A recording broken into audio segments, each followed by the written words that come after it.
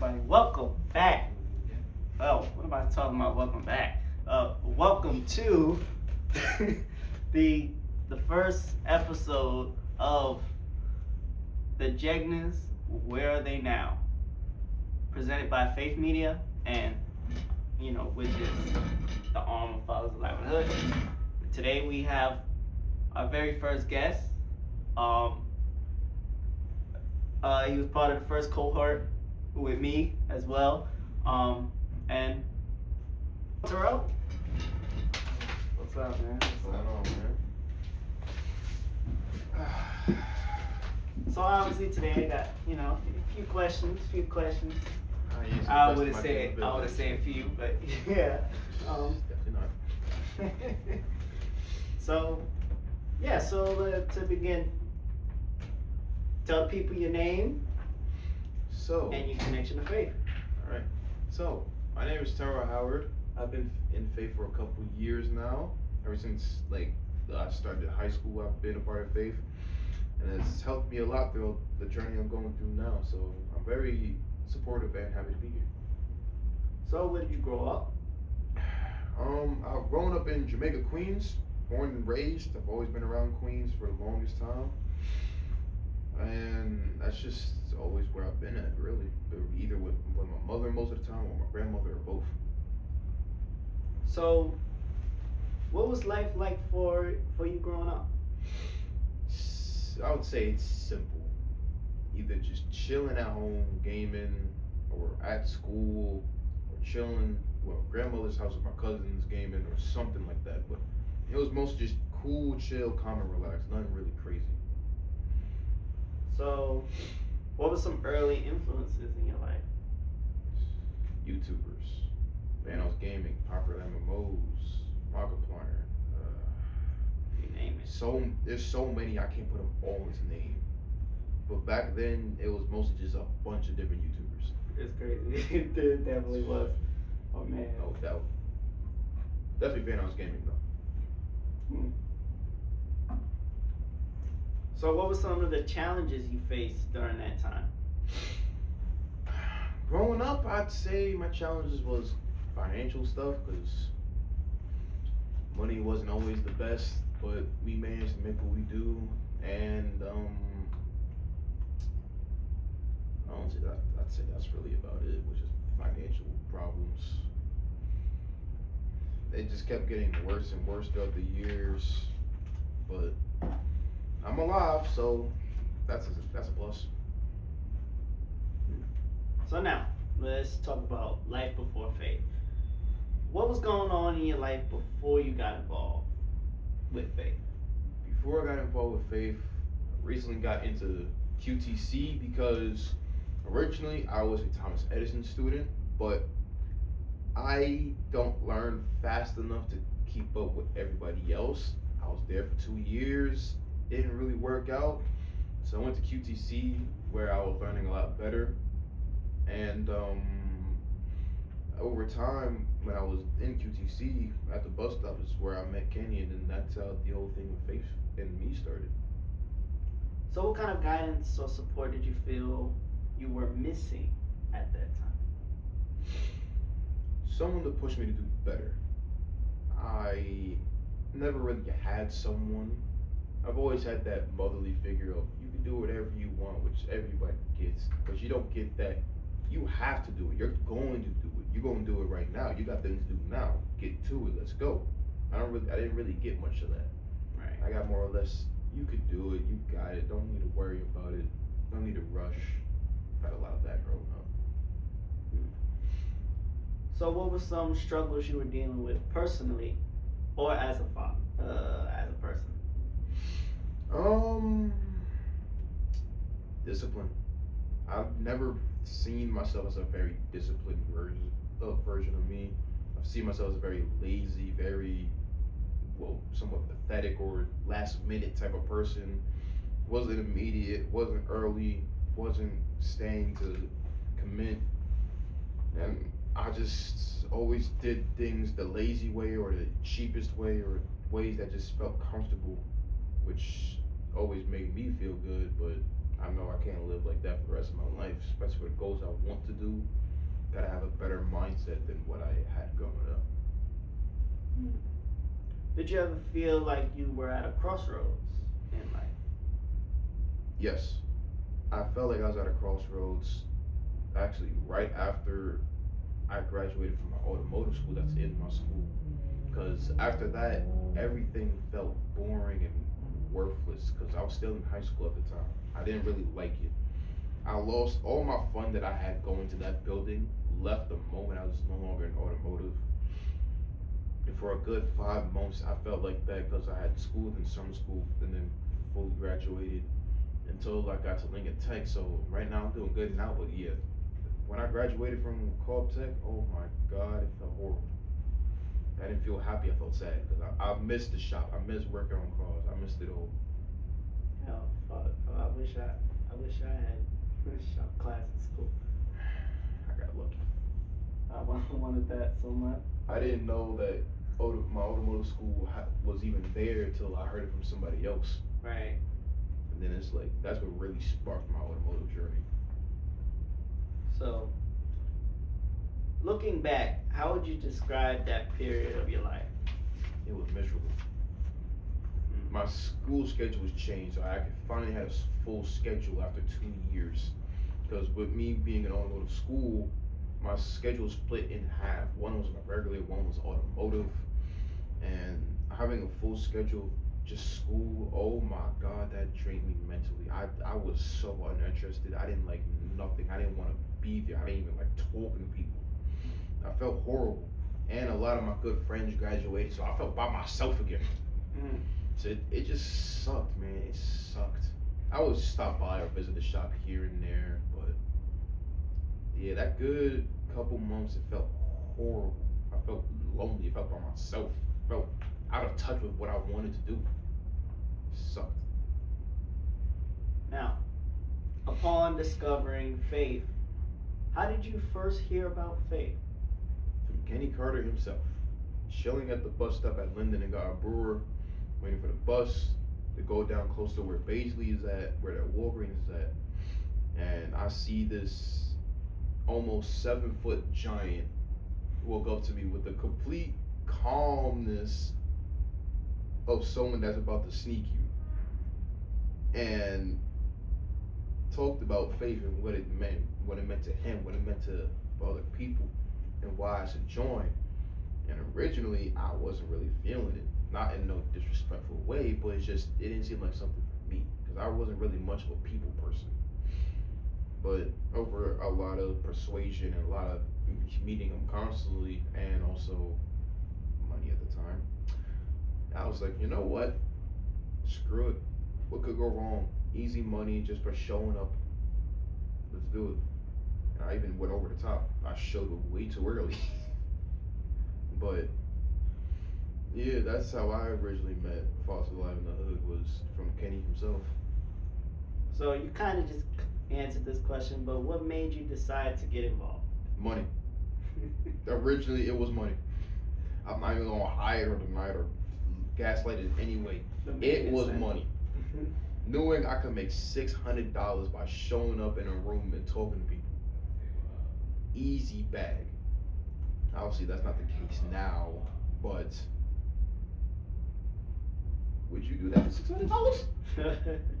I mean, I came in around that time, so yes, I That would. was a brand new switch. That's actually what sold me at first. Oh yeah, that's definitely what sold me. I ain't even gonna gaslight it. Yeah. The moment he said a stipend of what per week, Right. snatch. But yeah, that's how it all started, was money. So now, do you remember your first experience with F.A.I.T.H? Yes. I was horrified because who are all these different people in this room? Why they all look like they're about to shoot me or just stab me? I felt like I was in a room full of people who I wasn't supposed to be in the room with. Right. Like, did I just get set up? Like, what's happening now? Because some people low-key looked a little bit intimidating, a little bit at the time, and it's just like, please don't kill me. Please don't kill me. I just wanted some money, man. I was just interested, man. Don't kill me. But after a while, I warmed up to the guys and everyone else there, so I ain't like that no more. But I was skeptical as hell. I'll say that. Like, why the fuck am I? Yeah, let I know I alone. wanted the money, but damn, I didn't. Let alone me as a person, I'm the type to where I don't really talk unless spoken to. Right. Because I'm a low key, a little bit of a shy person, a little bit of a quiet person. So it took a while for them to realize that I'm dead, not gonna be talking unless you talk to me first.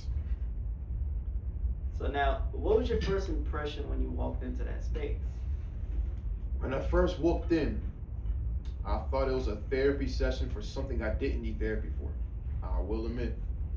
I thought it was for targeting specific people that go through a specific lifestyle, and I thought it was like a therapy session for them. I'm like, in my head, I'm like, I don't really do this type of stuff, so I don't know why I would need therapy for it. But if they're paying me, screw it.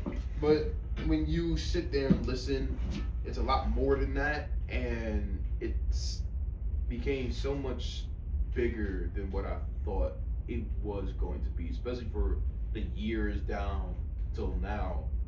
How big faith has gotten, not only in my life but in everyone else who's been here, including yourself. Right. So, was there a specific moment when you realized faith was going to impact your life? After that first time, and we all had gotten our money, I realized this is something that I'm very interested in listening about and knowing about. Not everybody was like that, but I was like, you know what, I plan on sticking around, seeing how this goes, seeing how big this could get, seeing the opportunities and things I could do. So after that point, it wasn't really about the money. Of course, I'm thankful for it, don't get it twisted. But after that point, it really wasn't really about it. It was really about what this community was about and what it was going to do. And especially when we did our first march. Mm-hmm. When we did our first march all the way in Long Island, what was it, Long Island, Far Rock? Something around there. Far Rock way. Yeah. That was really made me understand this is so much bigger than I thought it was. Especially when we did it in the dang rain. We ain't gonna talk about that. Now, here we get into the juicy part.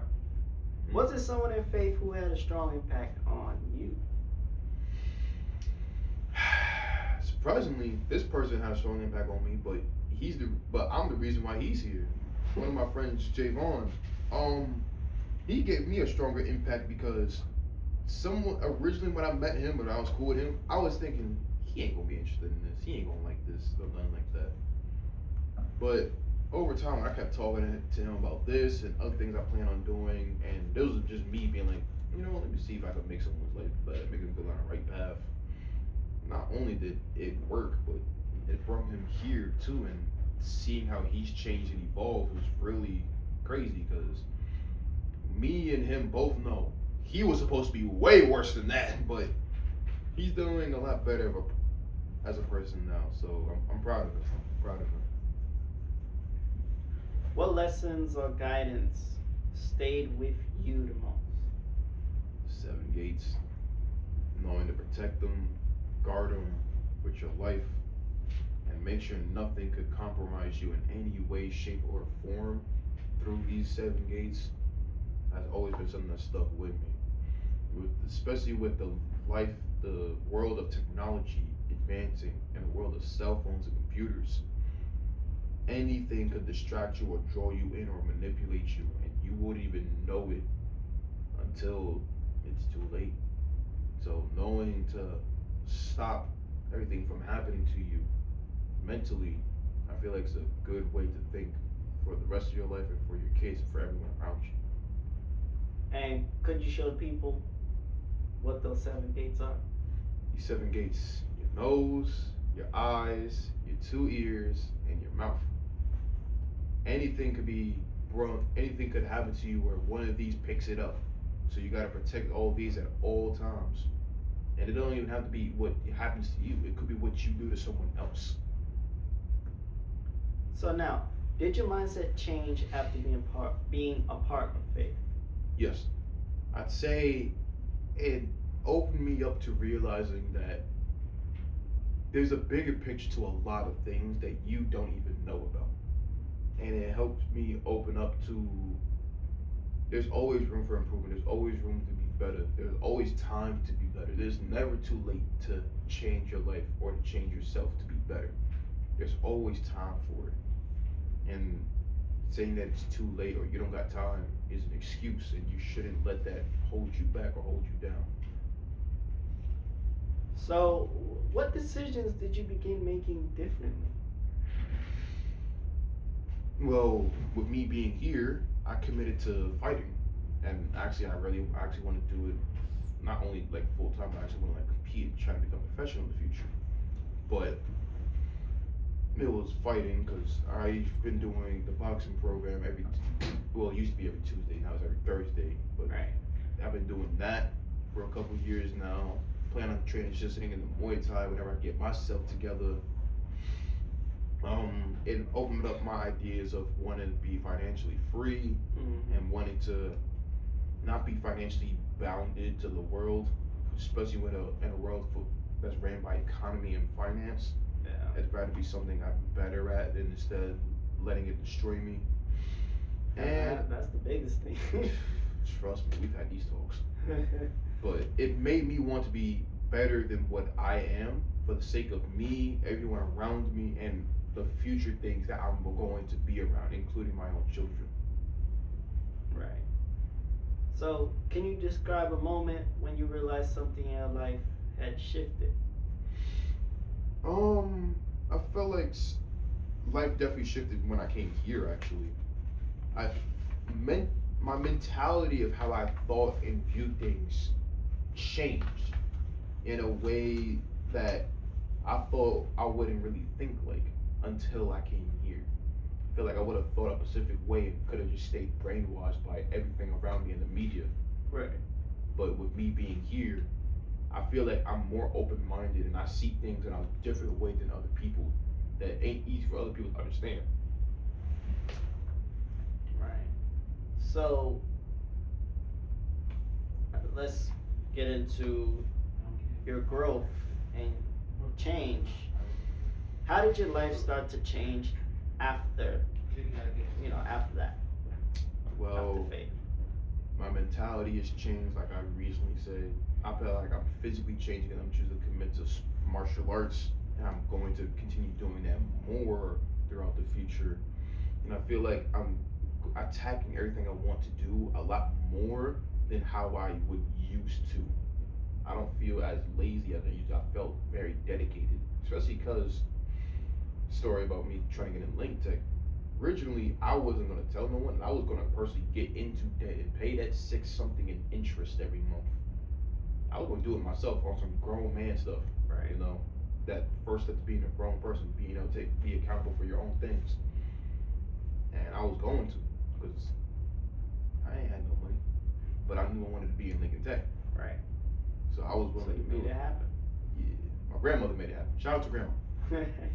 She's had my back throughout this whole thing, and she still does now. She's helped me do a lot of things in the school, outside the school, and throughout my whole childhood. So, shout out to grandma. Appreciate you. Shout out to the grandmas.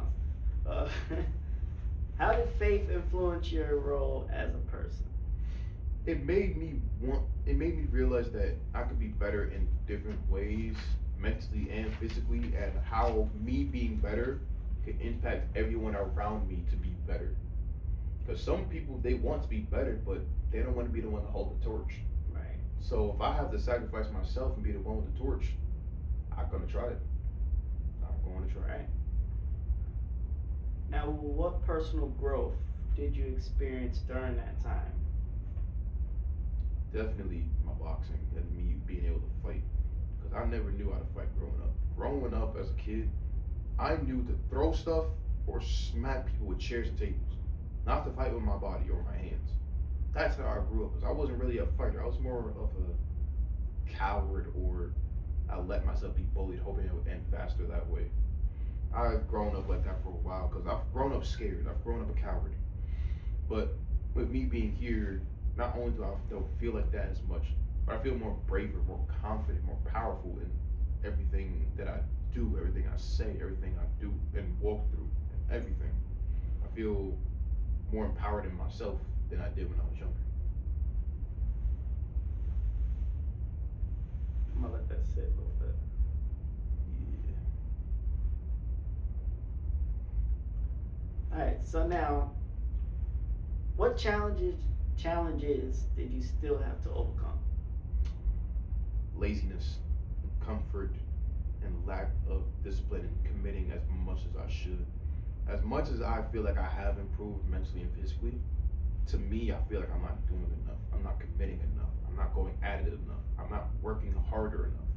I always think in my head that I could have had that higher grade. I could have been better at fighting if I just committed more. I could have found a way to show up more, stuff like that. And it's something that always lingers in my head, because there's always that what if. And that what if to me is very powerful, because it could determine how I'm gonna do things for the rest of my life. So I could always improve and trying to be better at attacking things. Now, what helped you keep moving forward? Knowing I'm gonna win regardless. I know I'm not the fastest person, I'm not the smartest, I'm not the best financially, I'm not the best physically, but knowing that I see myself envisioning this and knowing I see myself winning proves that I don't got much to worry about, because I'm gonna win anyway. It ain't gonna be right now, may not be anytime soon, but I'm already gonna win. I've already won. I'm just waiting at this point. Right. But I've already won. So now let's really get into why we're here. Where are you in life today? Right now, I'm in a new trade school at Lincoln Tech near College Point and Whitestone. Very far from where I live at, but I'm making it work. I've enjoyed my time there. I've enjoyed the people who I've met there. I've had good conversations with the teachers. I've made good friends, and with those friends, we've even had plans to open our own shop and work on project cards together, and maybe even open a shop to the public. Obviously, that takes time, financing, resources, but seeing how we're already trying to plan that, it's already showing good signs to me. He has some good friends to be around, and also trying to learn skills outside of just automotive skills. So, trying to be better with that. So I know, like you said, you want to do automotive. So what side of the automotive are you getting into?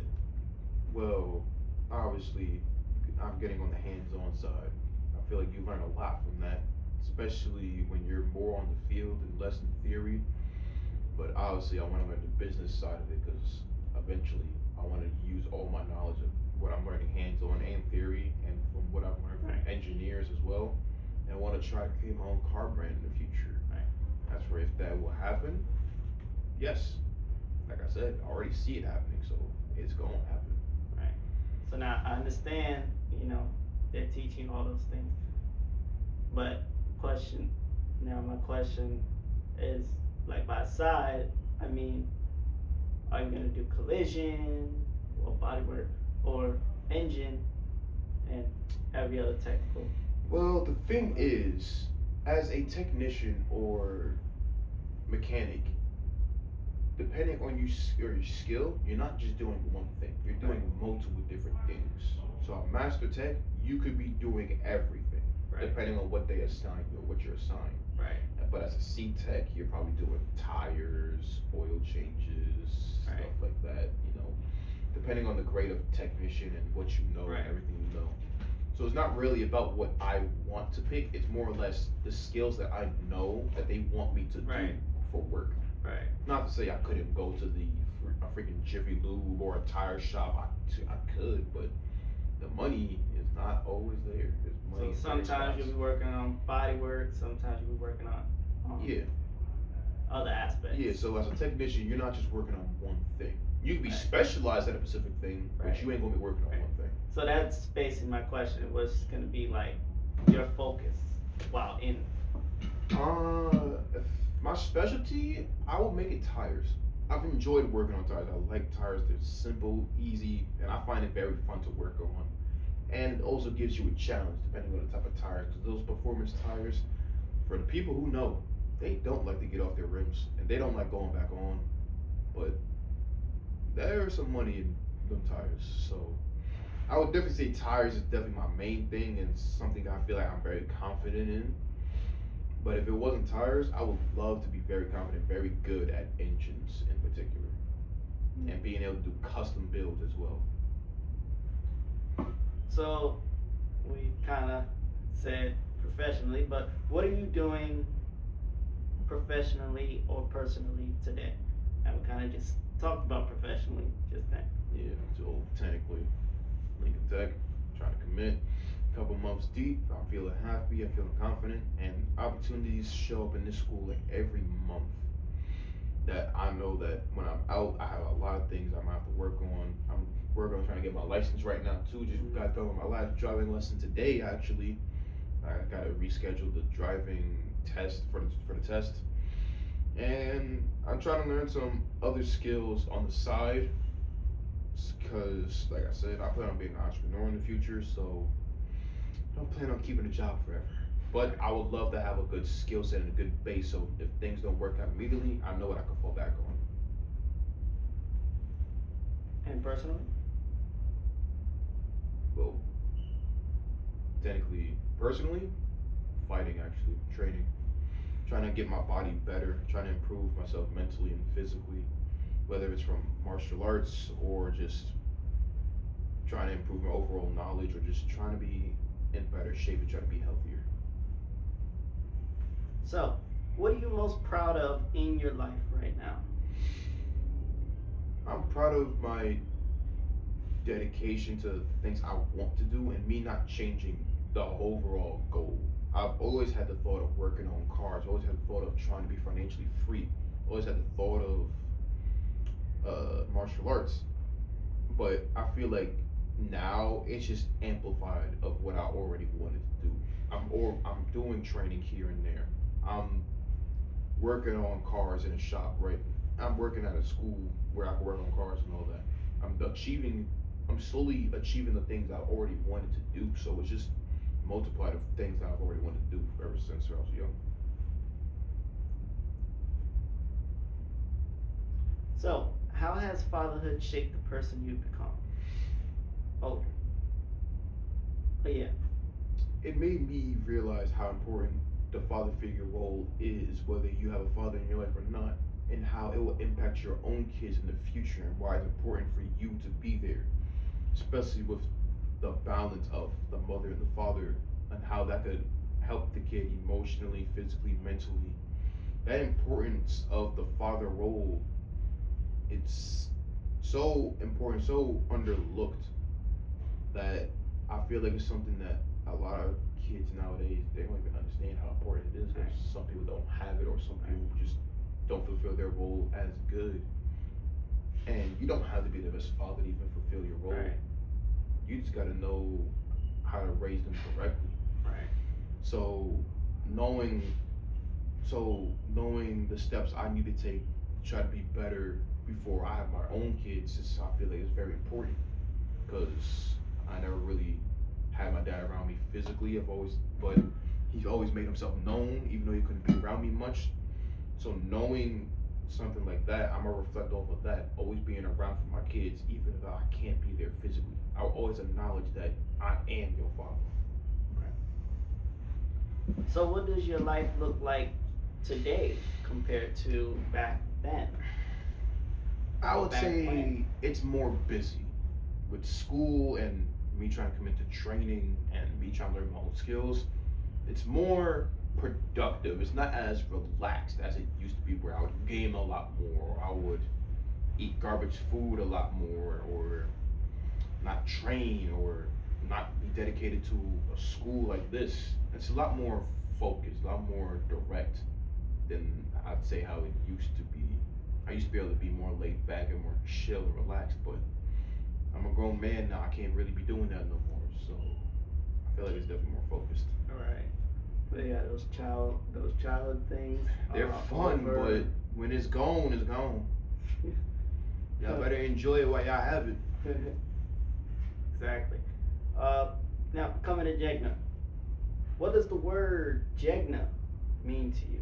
To me, it's a community of people fighting in a way of peace within its own people and its own kingdom. And I say that because they're not just trying to push fatherhood or helping the youth or keeping people out of prison or stopping gun violence. It's bringing a group of people together to overall improve everyone else around them and everyone else in our community. Instead of making all these things so common, make it rare, make it almost impossible, because our mentality is so different that we wouldn't even think to resort to these things or do all these other things. Instead, we'd rather do this, and what we've learned from Faith and from Jenga, than to go down this path and be labeled as this type of people or go to these places or deal with these type of problems. Right. So in what ways do you give back to your community today? Continuing to be myself, because despite how different and how out of pocket, well, I wouldn't say out of pocket, but like out of place I felt around people growing up, proved that I've always stayed being me by myself, being me my whole life. I've never been much of a smoker, never been much of a drinker, never been much of a gangbanger, never always been a threat to people. I've never always been a man of violence. I've just always been me.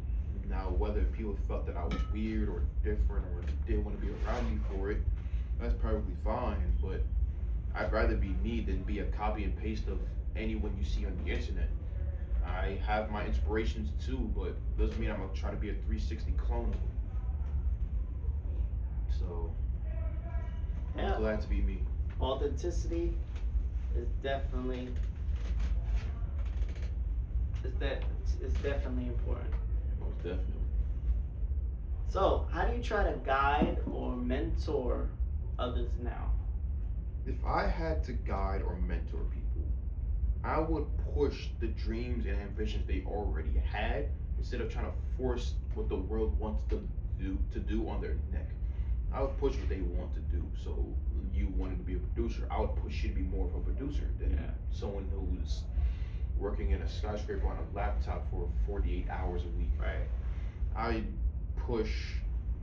would push their own ambitions and their own dreams rather than trying to push something that they don't even want to do or something that's not really in their head what they're thinking about. So, why is it important for fathers to support each other? Well, fathers, people, anyone really, to support each other? Because there's always a lesson to learn.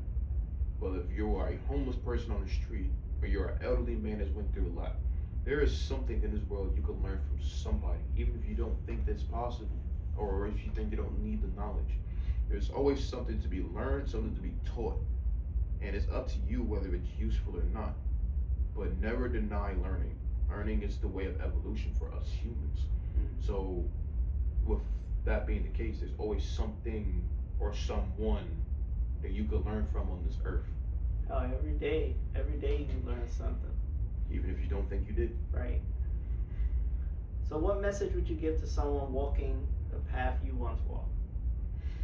It's difficult, it sucks, it's painful, it's not comfortable, but it's achievable, and it's possible. The speed of how you do it don't matter. It is possible to achieve and get what you want, and there's always something you can learn. There's no age or gender or anything for any reason for you to stop learning. There's always something for you to learn, and I guarantee you, you should try to learn something every day. Now, we're getting into reflection. When you look back at your journey, what stands out the most? My consistency of me wanting to do the same things I've been wanting to do ever since I was a child. I wanted to be in the cars. I wanted to be financially free. I wanted to be a content creator that plays with their friends. I've always wanted to do specific things, and my mind has never changed. It just amplified what I already wanted to do. So I'm glad that I've never really changed or switched up, and I'm glad I stayed the same. So what lessons did life teach you through your struggles? there's plenty more pain and suffering to come. It's not getting lighter, it's not getting easier, it's only going to get more harder and more difficult. But that's the whole point of the journey. How much can you take before you either give up or you keep going? But no matter what, the pain and suffering will never end. And the easy way out and the comfortable way out, you realize it's the worst way out, but it's too late. So I'm trying to get comfortable being uncomfortable. So now, how do you want your story to impact others? I want my story to be something of trying your absolute hardest, but not being the best, Right. but still being able to achieve. Everyone's trying their absolute hardest. Some people are stronger, faster. Some people do things better. Some people do things worse. But you still achieve the things you want to do. Now, you may not have done it to other people's standards, but you've done it to your own standards, and that's okay. As long as you do the things you want to do, as long as you went through that suffering and pain and still did it, it's okay. You don't have to be like everyone else and achieve it like this, or be as slow as that person. Just do it the way you do and commit and win. That's all that matters. So what legacy do you hope to leave for your children? The legacy that I hope to leave for my children: life is painful, life is tough and difficult, and it's only going to get worse, but you will thrive through everything you work through, despite how difficult and how painful and how uncomfortable things may be. And you will win and succeed, no matter how much you feel like you won't. So, to close out, if you could speak to your younger self, what would you say? It's only going to get more painful from here. And even right now, I feel like I know it's going to be more painful. I know it's going to suck here. I know you could have made some differences. But be okay with the fact that you're there and you're going to improve. And when you get to me, you're going to realize it's going to be a lot harder than it looks. But you've already won. You already see yourself winning here. So you've already won, so you don't have much to worry about. Well, thank you, Tyrell. You already know. And most definitely good to have you. You already know. And I hope you guys want to see more. Make sure to like, comment, subscribe, and see you guys in the next episode.